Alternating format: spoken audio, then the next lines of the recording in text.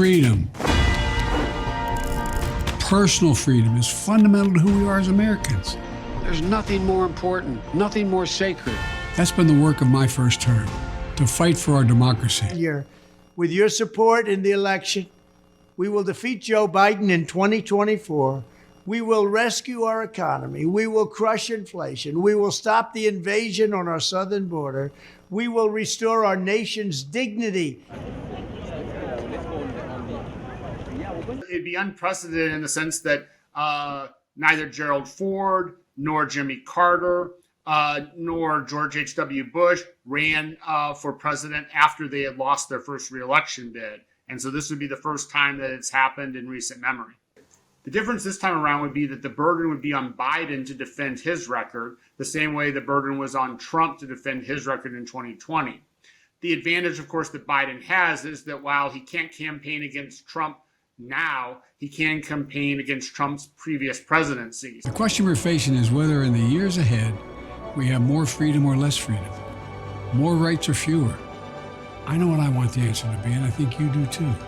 And if they focus too much on Trump, which is pretty an easy way of doing things, I think it makes them more vulnerable. They have to explain what Biden has already done for the American voter and what keeping him in office will continue to provide for the American voter. Well, the equation for the Democrats is simple. Make sure that people understand that when they're voting for Joe Biden, they're voting for the Democratic Party's platform. And what is that platform? It's no longer just anti-Trump. It's about preserving reproductive choice. It's about preserving the right to organize for labor. It's for minimum wage. It's for preserving health care. It's for the things that Democrats win elections on. And that Joe Biden is just more of the spokesperson, almost the captain of the ship. And that all of the Democrats are going to be the crew of the ship. There's never been a record as bad as they have. And our country has never been through so much.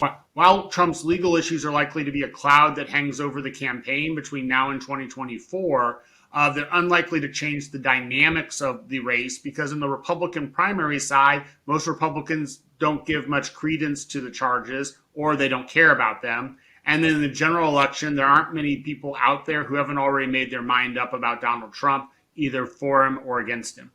Right. So I think for Trump, I think the sheen is a little bit damaged. I think that he's still popular, but that circle of popularity has shrunk.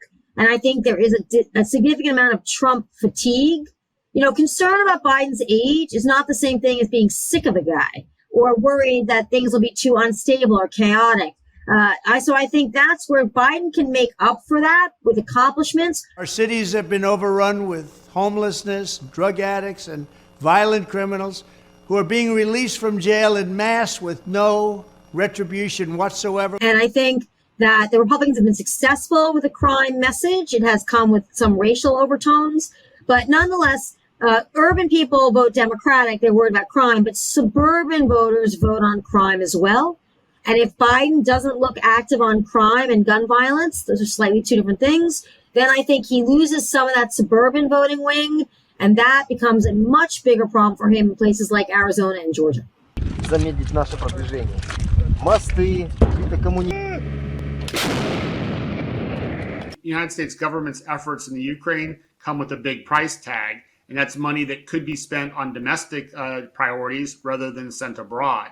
While there was support initially for Ukraine, if it seems to be a drawn-out engagement that's unlikely to be resolved in the near future, if that's going to leave Biden and Democrats open to attacks by Trump, that they're wasting U.S. dollars for essentially a cause that will never bear any fruit for the United States.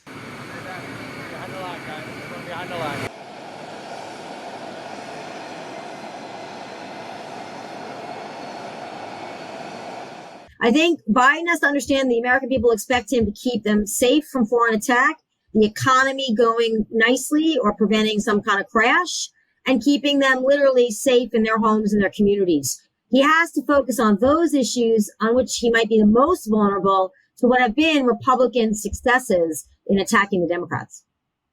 So much of our politics and our language is geared toward baby boomers, but those millennials and Gen Zs are potentially a larger swath of voters than baby boomers. And they are the most diverse generation of Americans in American history. And in fact, they're the generation where America will cross over and become majority minority country. And a lot of these cultural wars that the Republican Party had, especially under Trump, have invested so much into, it is absolutely a turnoff to them. They don't even understand it.